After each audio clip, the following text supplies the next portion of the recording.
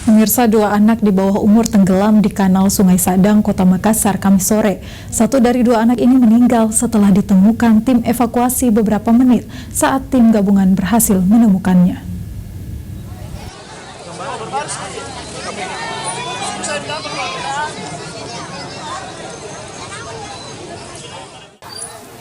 Warga Sungai Sadang dihebohkan dengan peristiwa orang tenggelam, di mana dua anak yang bernama Amang dan Alif dilaporkan tenggelam di kanal Sungai Sadang pada Kamis sore.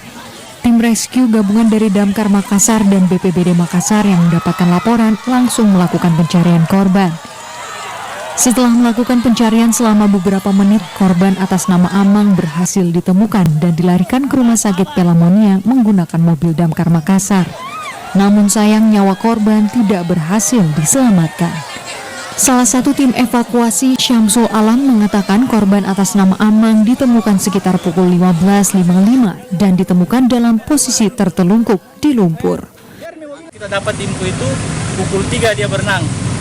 Terus ada berapa informasinya yang tenggelam itu? Informasi ada dua anak. Pertama itu selamat atas nama Arif, usia 9 tahun. Terus yang kedua atas nama Amang, kita evakuasi ke rumah sakit bersama tim dari Damkar dan BPBD. Umur 10 tahun, nama orang tuanya Erni. Saat ditemukan itu posisi yang korban kedua tenggelam ini seperti apa di dasar sungai itu?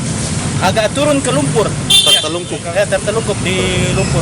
Kedalaman berapa kalau boleh tahu itu? Tadi hampir 2 meter ya, 1 meter lebih lah. Informasinya ini anak tak terpeleset atau memang mandi-mandi? Enggak, dia loncat sama sepupunya.